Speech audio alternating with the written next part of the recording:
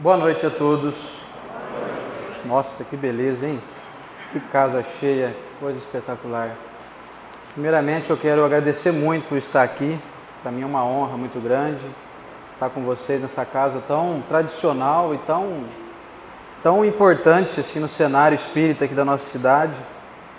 Quero agradecer a presença de cada um e desejando muito que nós possamos hoje sair daqui um pouquinho mais conhecedores a respeito do Evangelho do nosso Mestre Jesus.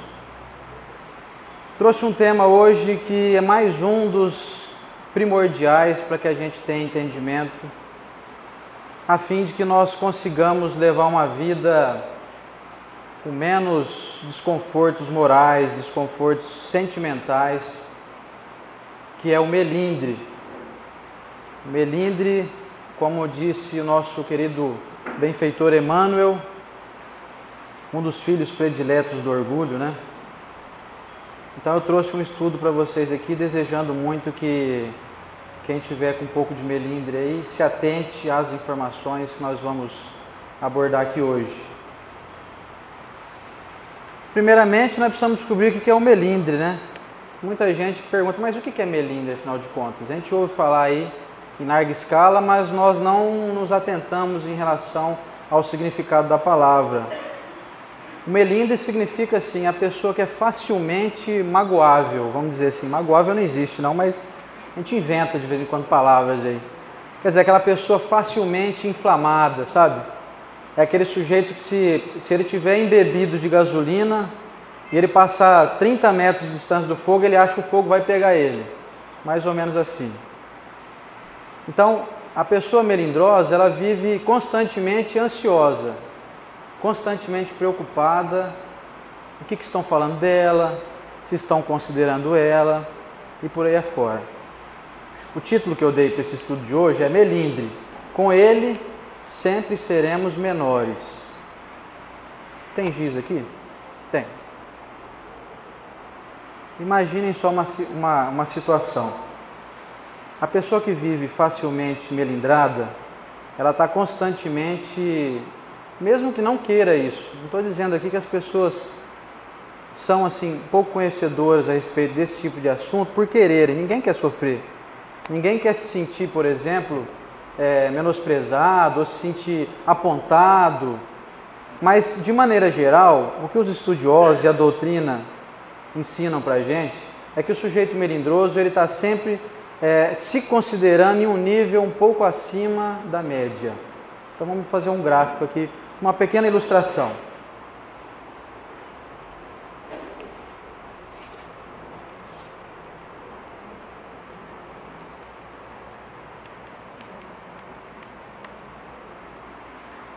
O sujeito melindroso sempre se encontra mentalmente ligado assim, estou num patamar um pouco acima da média. A média seria essa bolinha de baixo, esse nível um pouco mais abaixo do que o sujeito. E aí vem o Evangelho segundo o Espiritismo, do nosso grande codificador Allan Kardec, no capítulo 9, no item 9, diz o seguinte a respeito do orgulho, que é o resumo do melindre. Fala o seguinte: o orgulho vos induz a julgar-vos mais do que sois. Olha lá, ó. Sou orgulhoso, eu sou um pouquinho acima da média, né? A não suportardes com uma comparação que vos possa rebaixar. A vos considerardes, ao contrário, tão acima de vossos irmãos, quer em espírito, quer em posição social, quer mesmo em vantagens pessoais, que o menor paralelo vos irrita e aborrece. Resumindo isso aqui, se eu cogitar a possibilidade de imaginar que eu estou naquele nível ali, igual ao dos outros, isso vai me irritar muito. Então, se algum de nós, mesmo que de maneira indireta, esteja com esse tipo de atitude, de pensamento, é bom que hoje nós vamos ter a oportunidade de estudar um pouquinho mais sobre isso, a fim de que a gente então faça a chamada autodescoberta, ou então, como diria Santo Agostinho, né, na questão 919, conhece-te a ti mesmo. Feliz do espírita que despertou para condição de buscador de informações, de descobertas a respeito de como pode melhorar a sua própria vida.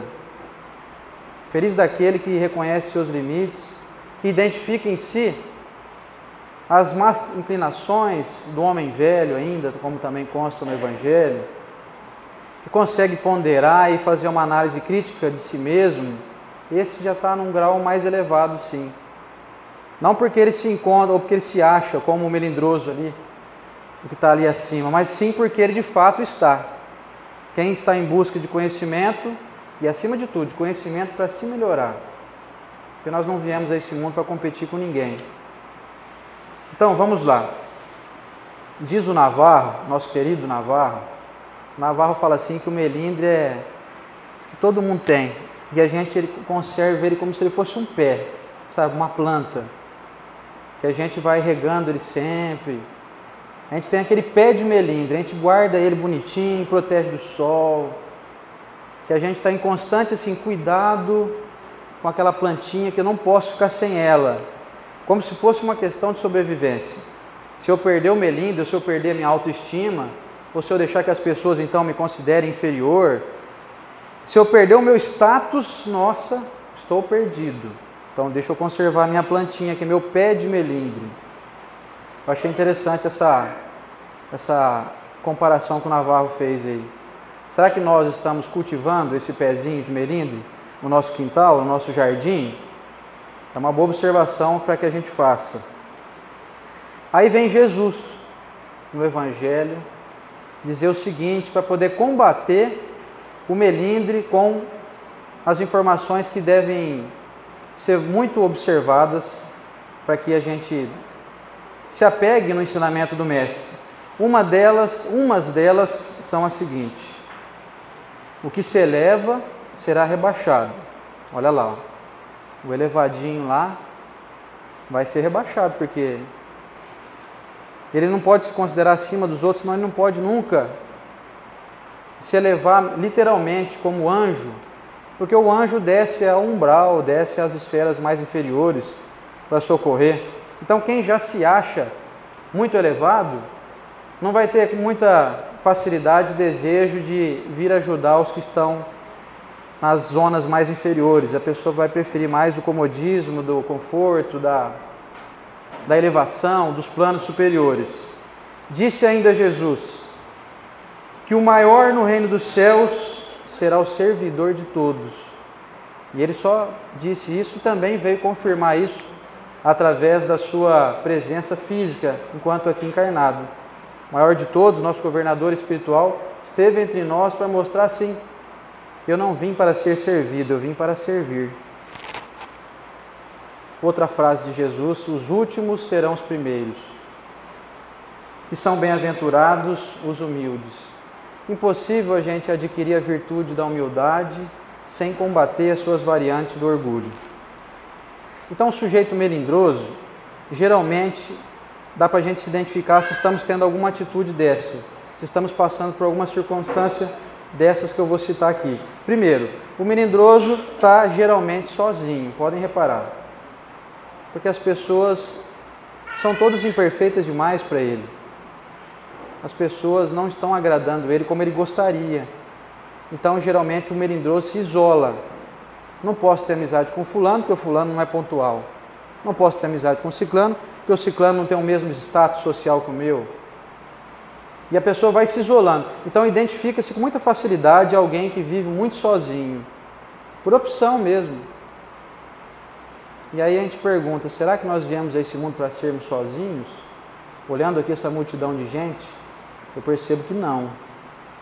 Senão nós não teríamos nascido em meio de uma família, onde obrigatoriamente nós temos um pai e uma mãe, alguns têm irmãos.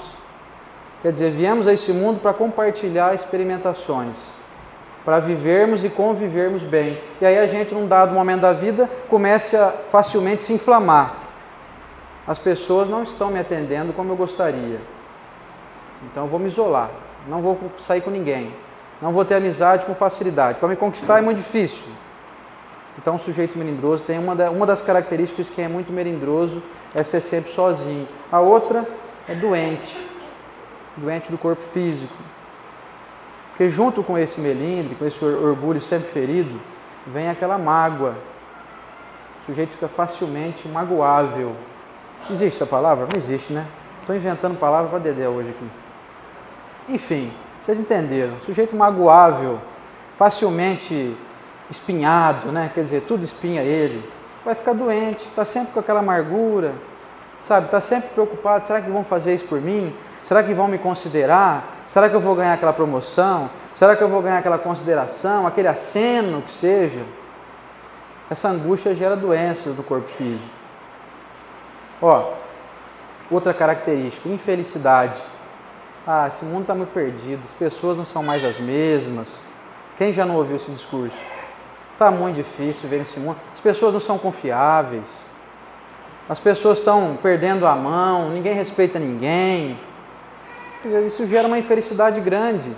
Se a gente começar a acreditar nisso com veemência, a gente vai ser muito infeliz.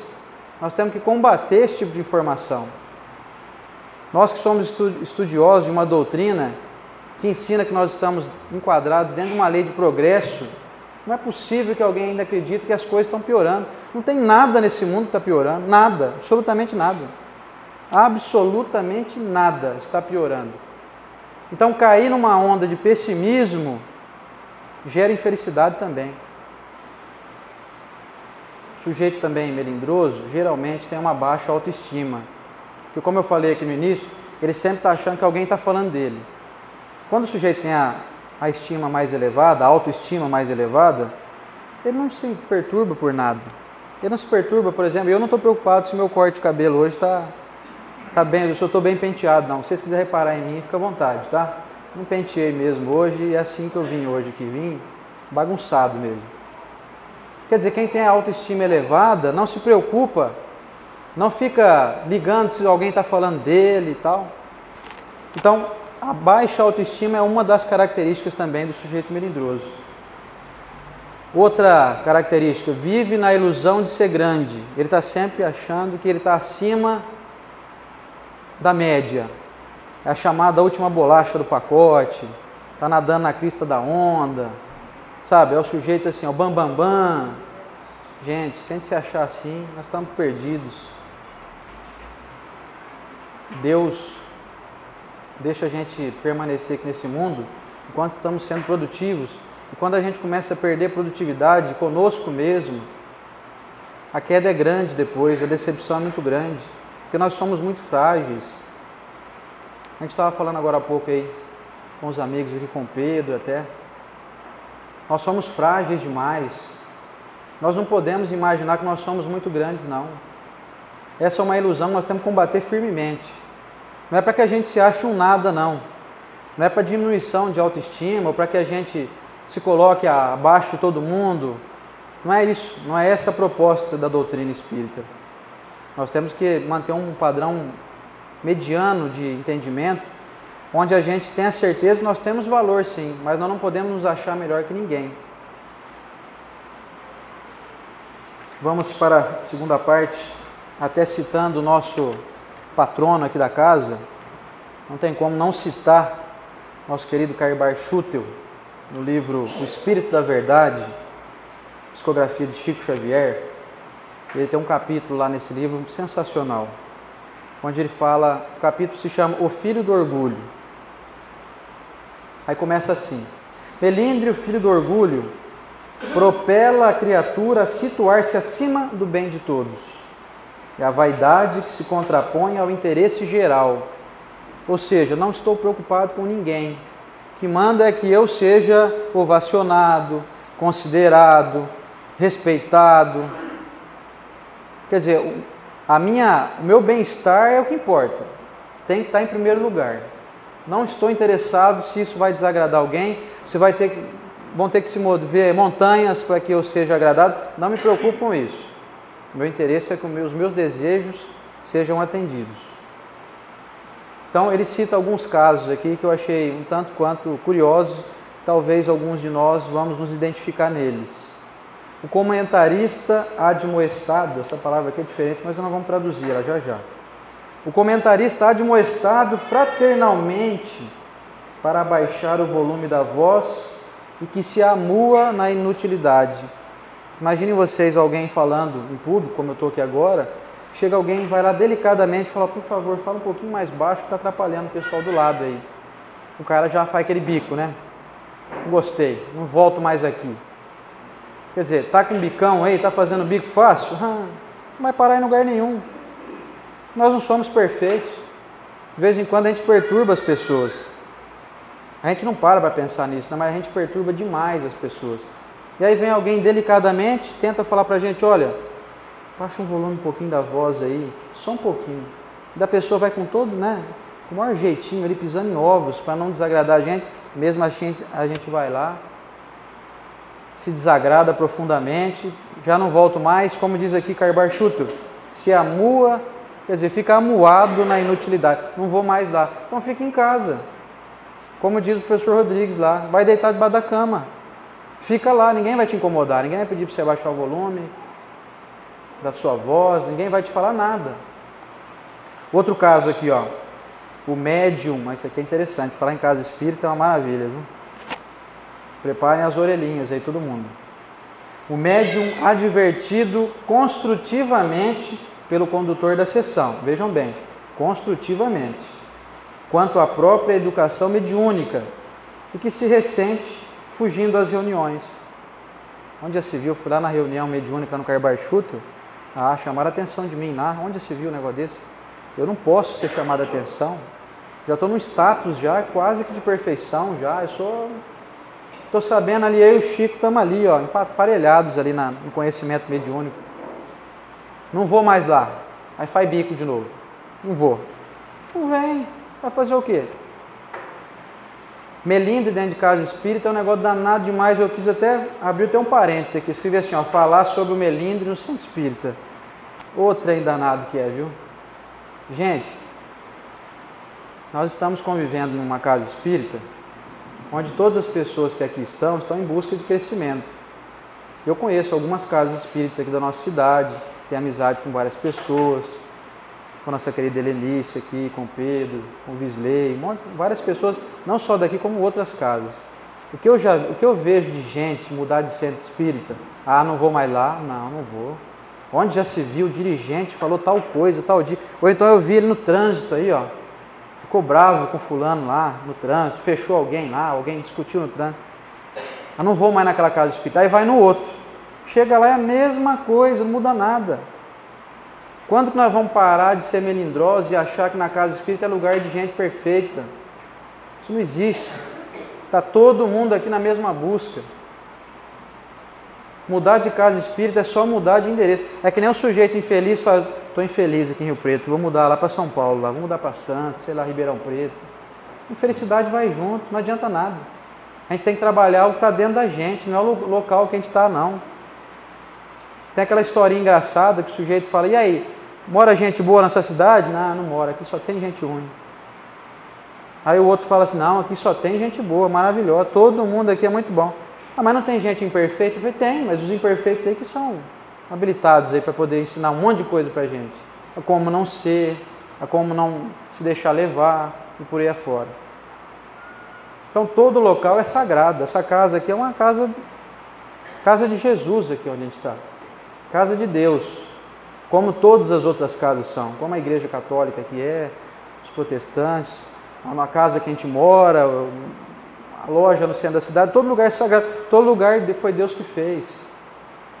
E a gente insiste em querer mudar de casa espírita, nós precisamos nos fortalecer mais. O sujeito que está realmente engajado na doutrina espírita, ele não vem pensando que a casa espírita vem servir ele vem para servir na casa espírita. Porque a gente só melhora quando a gente serve, e quando a gente entende que nós somos servidores. Nós viemos a esse mundo para servir, não para ser servidos. Como eu até falei aqui agora há pouco. Então, vir à casa espírita, ficar observando as pessoas, analisando quem que é bom, quem que não é, quem que falou isso, quem que falou aquilo, estamos perdendo tempo. Vamos só mudar de casa, bater cabeça, fazer inimizade, e digo, já adianto já, como eu conheço um monte de gente aí, já veio me falar, arrependi de ter saído da casa espírita que eu estava. Arrependi, gostaria muito de estar lá, mas eu estou com vergonha de voltar. Vergonha porque quando você vai para outro lugar, Na minha opinião, desculpem aí, mas é uma covardia moral em alguns casos. Nós temos que criar elos, nós temos que ser, como disse o Haroldo Dutra Dias, nós temos que florescer onde Deus plantou a gente. E não a qualquer tipo de destempero, qualquer tipo de contratempo aí, já ir desistindo da causa. Nós precisamos fortalecer, tirar esse orgulho de lado. A casa espírita precisa da gente, sim. Para tocar isso aqui funcionando, energia, etc., limpeza. Precisa de muita gente, mas também nós precisamos muito mais da casa espírita. Local de reuniões, de aprendizado, de fraternidade, de estudo, de trabalho e de amizade. Outra dica, outra lembrança, aliás, do Karl Barchuto. O pai relembrado pela professora das aulas de moral cristã com respeito ao comportamento do filho e que por isso se suscetibiliza, ou palavrinha danada, quase que enrolou a língua aqui agora, cortando o comparecimento da criança. É muito comum, às vezes você leva teu filho numa reunião, num estudo especializado para criança, e às vezes a professora vem e fala, teu filho está conversando muito, chama a atenção dele aí para não atrapalhar, ou para que ele preste mais atenção. Quer dizer, eu não conheço caso onde a professora vai chamar a atenção de um pai, onde ela está querendo o mal da criança, não existe isso. E aí a pessoa facilmente, então não trago mais, não vai mais, pronto, fica em casa jogando videogame, fica lá no tablet lá. Ô, beleza de ensinamento, vai dar um tablet, hein? Vai educar muito, a criança vai crescer com conhecimento aí cristão maravilhoso, mexendo no tablet, deixando de comparecer às reuniões cristãs. A cooperadora da assistência social esquecida na passagem de seu aniversário e se mostra ferida, caindo na indiferença. Quem que não conhece aquela pessoa que frequentava um grupo, às vezes, de trabalho, às vezes um grupo de estudo, e aí por um tempo a pessoa se afastou, e aí o pessoal na correria do dia a dia, ainda mais hoje que a gente vive fazendo 500 coisas aí no dia, aumentou o leque de coisas que a gente faz, né? E é muito comum a gente esquecer, às vezes, do aniversário da pessoa, não por maldade, não por indiferença, por correria mesmo, a gente esquece. Outro dia eu estava esquecendo o aniversário da minha mãe aí minha mãe me ligou, você não vai vir no meu aniversário não? Quer dizer, a gente esquece, quer dizer, você acha que eu não gosto da minha mãe? Você acha que eu quero esquecer o aniversário da minha mãe? Aí a pessoa então tem o seu aniversário esquecido, aí ela cai numa melindre danada, chora, se acha menos importante, não vou mais. Olha lá, ó, cai na indiferença também, agora daqui em diante eu passo perto, nem olho mais na cara. Já começa a planejar uma vingança. Você vê que atrás do orgulho vem junto uma vingancinha aí. Também não olho mais, não vou também. Eu estava até pensando em comprar um presente de fulano, não vou mais. Vou comprar mais não. Já vou planejar a vingança junto.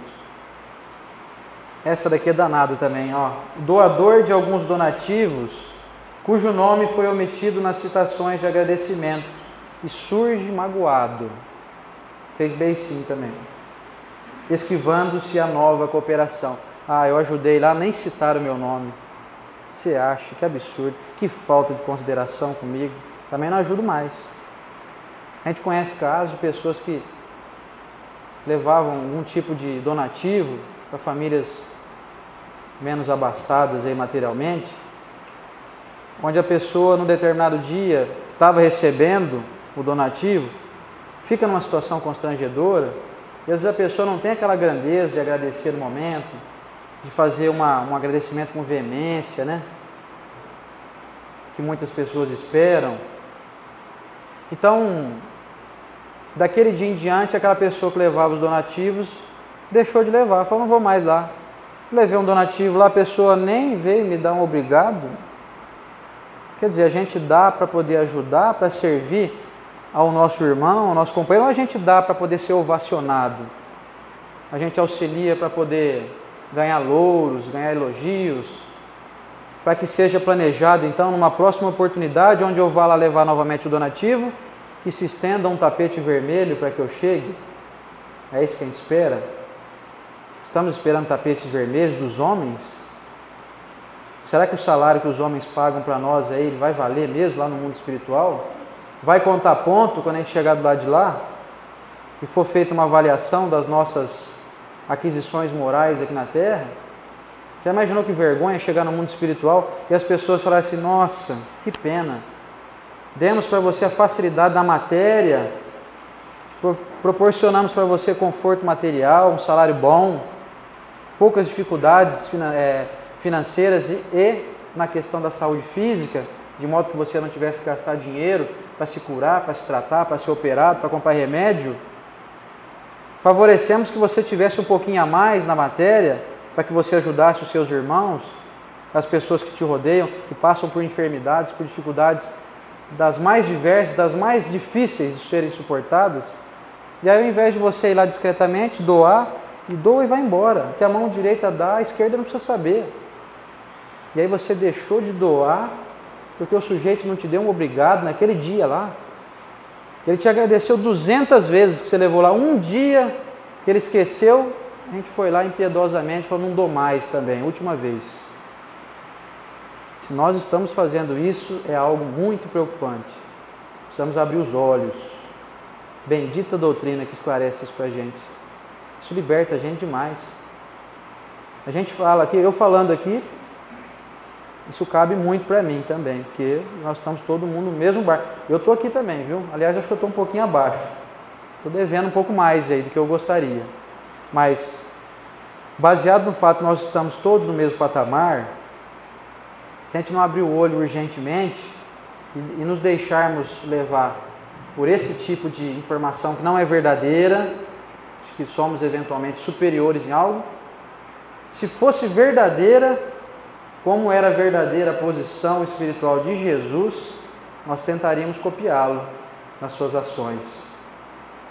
Tentaríamos lavar os pés das pessoas, fazer como Chico Xavier, beijava a mão de um por um lá, e um dia o Adelino aqui, nosso amigo Mirassol, falou assim, ô Chico, você fica beijando a mão desse povo todo aí, irmão, tem gente que chega aqui com a mão suja, né? Você beija a mão desse povo, tem gente aí que está doente, tem tuberculose, não lavou a mão. Por que você beija a mão de todo mundo, Chico? Você vai ficar doente aí. Ele falou assim, eu beijo a mão porque eu não consigo mais me ajoelhar para beijar os pés. Resposta do Chico. Aí você fala, tá brincando, né? Também não precisa tanto, né? Beijar os pés. Realmente, nós não temos ainda essa evolução. Não precisamos nos preocupar em sair daqui hoje beijando o pé de ninguém. Mas pelo menos, gente, não esperemos o agradecimento, então, se a gente levar alguma coisa material para alguém. Não espere obrigado, tapinha nas costas, citações aí nas redes sociais, não. Vamos deixar quieto, vamos deixar que o homem lá em cima analise tudo, observe com atenção. É para ele que nós estamos aqui, tendo que mostrar serviço, não é para ninguém, não.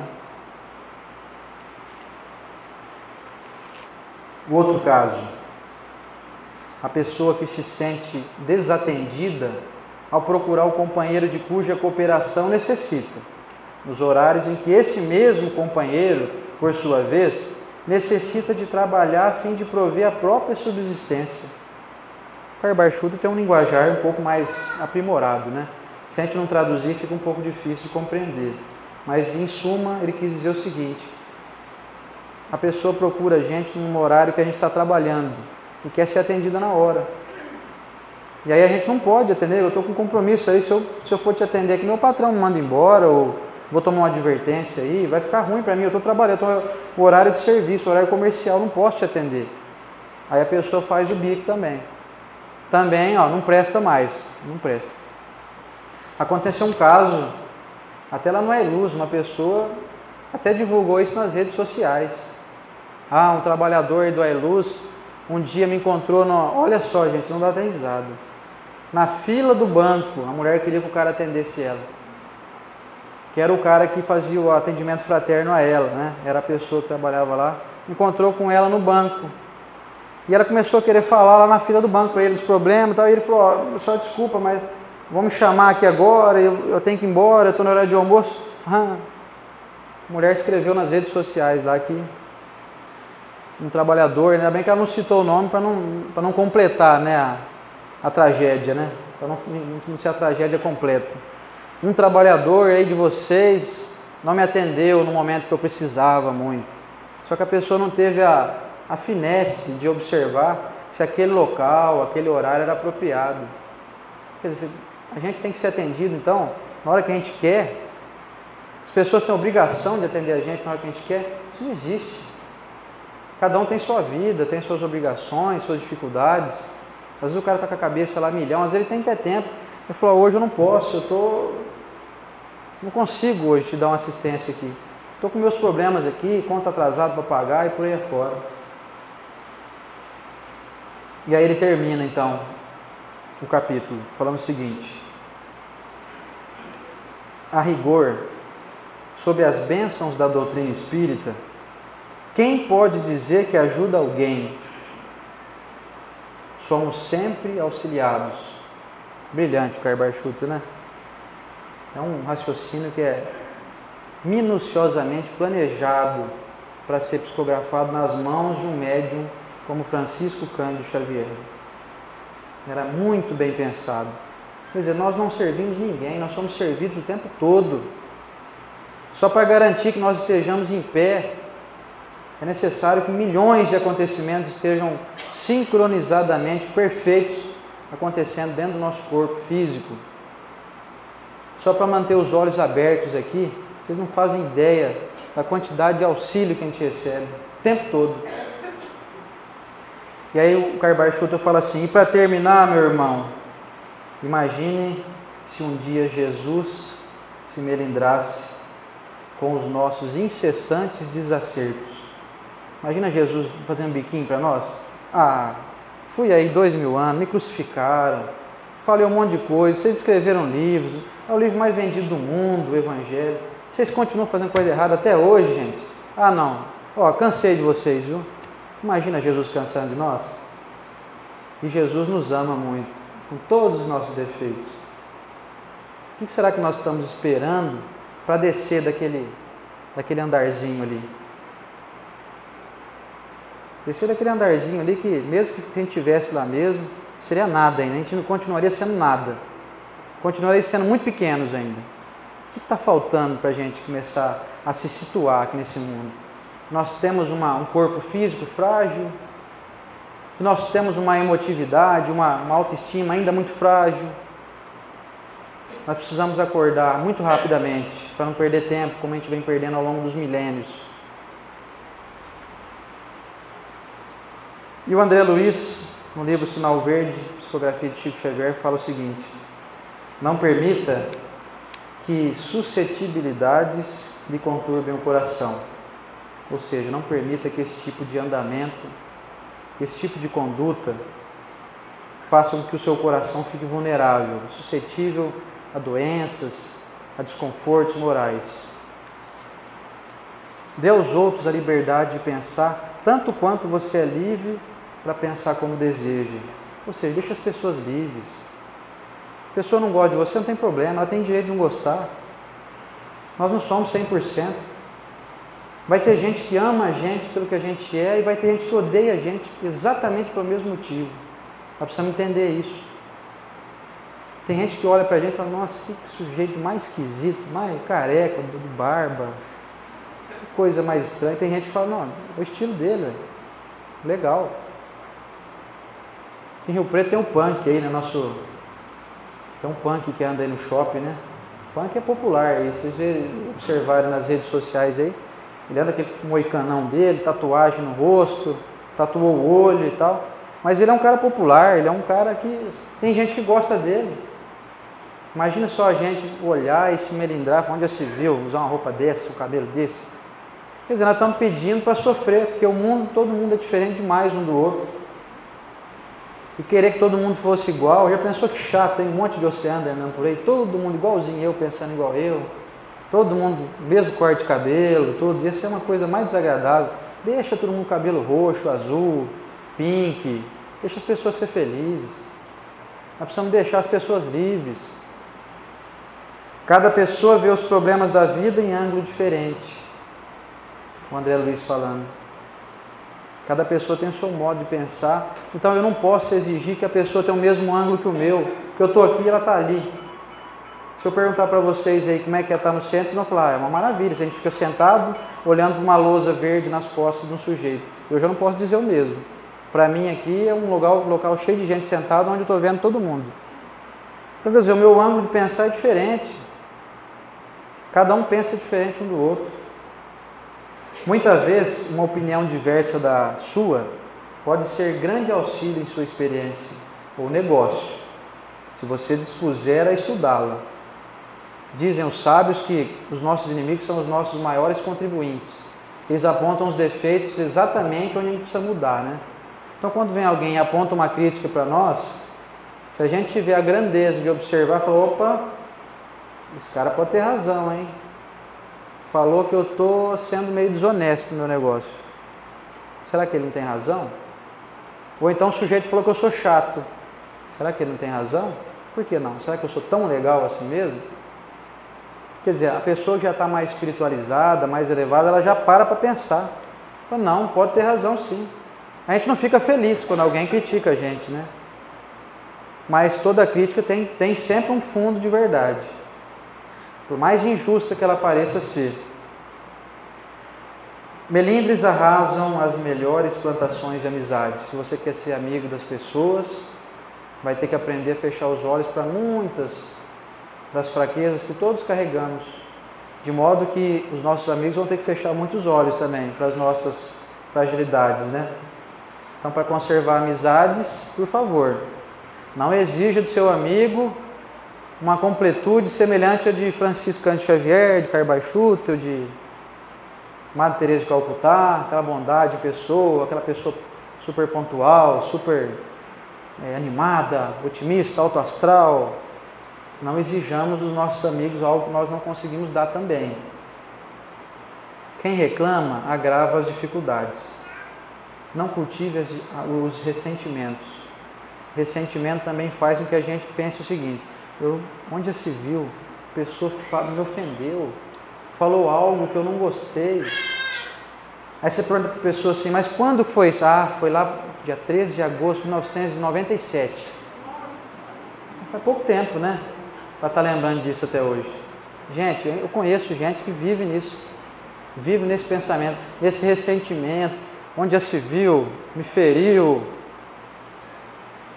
E aí as pessoas sempre falam assim que os espíritos são engraçados porque você não encontra ex-lavrador, ex-camponês, ex-engraxate de outras encarnações. Todo mundo foi rei, príncipe, conde. Aí eu fico pensando, acho que foi mesmo, tem razão, foram. Fomos muito principescos, aí, muito ovacionados, porque hoje ninguém pode falar nada pra gente. A gente já cai já numa insatisfação danada. Continuando então. Quem vive de se ferir, acaba na condição de espinheiro. Quer dizer, muitos me espinham, logo eu estou parecendo um cactus aí. Ninguém pode chegar perto de mim que eu vou espinhar todo mundo. A gente vai ficando amargurado. A gente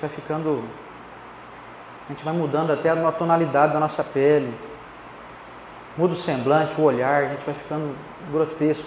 A gente às vezes se vê em foto, não se reconhece, fala, não sou esse cara aí não. Estou muito estranho aí. A gente não fala para os outros, porque o orgulho é alto, né? A gente não vai admitir nunca isso, mas a gente pensa, eu estou estranho aí, eu não estou legal. Eu saio na foto, mas eu não saio com um sorriso aí aberto, espontâneo. Então, para poder... Agora vem a parte boa. Eu falei do melindre aqui, de algumas características, de algumas ocasiões, algumas circunstâncias. Agora vem a parte boa. Como fazer então, para eu não me melindrar mais? Porque aí lá no centro, o cara ficar me puxando a minha orelha lá, não vem querer pegar eu na saída não, hein? Por favor, hein? Vocês me deixem embora aí, tranquilo, hein? Fiquem bravos com Jesus lá, ó, ele que trouxe esse evangelho aí. Então vamos à solução, né? Que é a parte melhor aqui do estudo de hoje. Primeiramente, uma coisa que eu aprendi com meu querido amigo Roberto: diminua a expectativa dos outros. Vivemos muito infelizes porque almejamos que os outros façam as coisas que nós gostaríamos. Né, Roberto? Vamos ser muito infelizes se a gente esperar que as pessoas façam aquilo que está dentro da nossa cabeça. E as pessoas não têm nenhum poder de fazer ainda a chamada telepatia, né? Talvez se elas pudessem ler o nosso pensamento, elas até fariam para nos agradar, mas elas não conseguem. Talvez tenha alguma pessoa aqui com uma mediunidade maravilhosa que consiga ler pensamento aí. Eu não tenho isso, essa capacidade. Então, como eu não consigo ler o pensamento dos outros, eu preciso me conscientizar que as pessoas também não vão ler o meu pensamento, de modo que eu preciso urgentemente deixar de esperar que as pessoas me considerem, me telefonem, me liguem, me achem legal. Porque se eu começar a esperar isso, vou ficar muito infeliz. O percentual das pessoas que vão atingir as minhas expectativas é muito pequeno. Então, relembrando aquilo que foi falado há pouco, nós precisamos fazer a nossa parte. Nós viemos a esse mundo para poder aprender a praticar, fazer. Não esperar que as pessoas façam por nós. Porque mesmo que as pessoas fizessem tudo por nós, como que nós cresceríamos como espírito? Eu sou servido, eu sou um bebezão, eu sou alguém que está constantemente sendo segurado ali no colo. Meus pés são frágeis, eu não caminho por caminhos pedregosos. Tem sempre alguém me levando nas costas. As pessoas fazem tudo por mim. Cadê o mérito da evolução? Chega lá no mundo espiritual, o que nós vamos contar lá que a gente aprendeu, que a gente fez? Nada. Então esperar que as pessoas nos agradem é perder tempo. Então não vamos criar expectativa mais. E aí quando vier alguma coisa boa é lucro, nós vamos comemorar. Aí não, a gente vai ser mais feliz. Vamos ter mais facilidades em sermos felizes. O Espírito da Verdade nos alerta o seguinte: felizes serão os que houverem dito a seus irmãos: trabalhemos juntos e unamos nossos esforços, a fim de que o Senhor encontre a obra terminada quando chegar. Quer dizer, vamos à luta, vamos trabalhar. Se Jesus voltar aí, né, se é que ele já foi embora, né, nunca esteve fora, mas vamos imaginar que Jesus ou Deus um dia vai voltar aqui na Terra para que a gente preste contas a eles, né, a Deus e ao Mestre. Já pensou que beleza ele encontrar a gente, todo mundo irmanado no mesmo ideal, trabalhando juntos, sem um ficar cobrando do outro aí, posições, sentimentos, atitudes, etc. Vai ser uma maravilha. E o Senhor lhes dirá o seguinte: vinde a mim, vós que sois bons servidores, e calastes vossos melindres e discórdias, para não deixar a obra prejudicada. Olha só, mensagem do Espírito de verdade, que alguns dizem que é o próprio Mestre Jesus, né? Então, contra os vermes corrosivos do egoísmo, da vaidade e do orgulho ferido ou não, recomenda-se o uso do antisséptico da Boa Nova, distribuído altruisticamente por Jesus, quando nos exorta o seguinte: se alguém quiser alcançar comigo a luz divina da ressurreição, negue a si mesmo, tome a cruz dos próprios deveres cada dia e siga os meus passos. Em suma, carreguemos cada uma a nossa cruz, não esperemos que as pessoas carreguem as nossas. Quem está no orgulho está sempre esperando que as pessoas carreguem a própria cruz, aliás, carreguem a cruz dele. E lembrando também a famosa passagem quando Jesus curou 10 leprosos, se talvez alguns não saibam, mas vocês sabem quantos ficaram para agradecer ele? Vocês imaginem, a lepra hoje, a hanseníase, né, câncer de pele, é algo que tem tratamento, né, totalmente controlado, mas na época não tinha, as pessoas ficavam assim, literalmente caindo aos pedaços mesmo. Caía orelha, nariz, ponta de dedo, coisa era feia mesmo. Os leprosos eram assim, escorraçados literalmente. Aí Jesus um dia foi lá, curou 10. Vocês sabem quantos ficaram para poder agradecer a ele? Só um. Um só. Ainda Jesus perguntou assim: mas cadê os outros 9? Então vocês imaginem se Jesus fosse melindrar, né? Fosse ficar aborrecido ali porque os outros 9 foram embora e não ficaram ali para agradecer ele. Ia ser trágico, né? Então ele deu um ensinamento na prática, com muita clareza. Tudo bem, os 9 foram embora, vamos continuar tocando o barco, é isso que nós temos que fazer. Vão ter muitos que não vão nem olhar na nossa cara, você pode fazer de tudo pela pessoa. Não vão te olhar na cara, não vão te agradecer, continue fazendo mesmo assim. O lance nosso é entre nós e o Criador. Não tem intermediário aqui. E para finalizar, imagine vocês, passa um sujeito que você conhece, que é seu amigo, que você gosta. Uma dica boa para a gente, como o professor Rodrigues gosta de dizer sempre: sempre pense algo dos outros que seja favorável a você, em qualquer circunstância. E aí veio essa frase que eu vou ler aqui para vocês, que eu achei magnífica. para exemplificar como nós devemos proceder em relação às experimentações, ao contato, à amizade ou à fraternidade que nós deveríamos ter uns pelos outros. Se alguém o vê e não o cumprimenta, pense o seguinte: ele não me conheceu. Se o conhece, ele não me viu. Se o viu, ele está distraído. Se virou o rosto, ele está com problemas. Se o tratou secamente, ele deve ter suas razões. Se o ofendeu, ele está doente. A todos, indistintamente, deseje: Deus lhe dê a paz. Meus irmãos, finalizando o nosso estudo de hoje, vamos pensar sempre de maneira que seja favorável aos nossos sentimentos. Vamos no momento, não precisamos agir com muita bondade, porque nós ainda estamos longe de sermos muito bons. Vamos usar a inteligência. A doutrina espírita ela é para quem já está desperto para a inteligência. Vamos começar a deixar de lado essas coisas que só nos levam para baixo, porque isso vai ser bom para nós.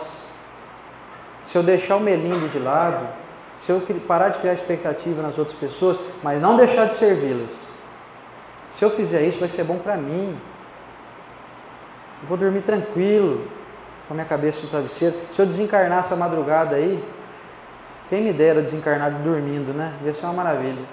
Se eu desencarnar dormindo aí, eu vou pro lado de lá aí, ó, vou ficar um tempinho lá dormindo, lá no umbral, né? A gente fica aí, talvez uns meses, uns anos aí. Mas ao despertar, eu não vou ter a minha consciência pesada, a ponto de eu pensar assim: puxa vida, eu esperei a consideração de uma pessoa e hoje eu estando aqui no mundo espiritual, onde a minha visão se amplia, eu enxergo a verdade nua e crua, eu vou descobrir que aquela pessoa tinha tanta dificuldade, que a pessoa foi muito melhor para mim do que eu seria se eu estivesse no lugar dela. Nós vamos descobrir, quando chegar no mundo espiritual, que muitos daqueles que a gente achava que viravam a cara para a gente, eram as pessoas que mais gostavam de nós. Às vezes era o jeito da pessoa, foi criada assim, nunca teve um pai amoroso, que lhe deu um abraço, que lhe fez um elogio, mas a pessoa te ama assim. Nós precisamos olhar para todo mundo e amar todo mundo, até aqueles que olham torto para a gente, e pensar isso que foi falado aqui no final. Se ele me distratou, ele está doente, ele não consegue se manifestar de maneira melhor.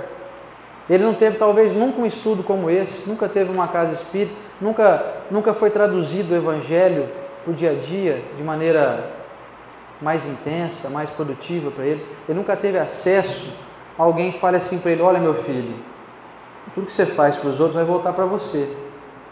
Talvez não pela mesma pessoa, mas vai voltar.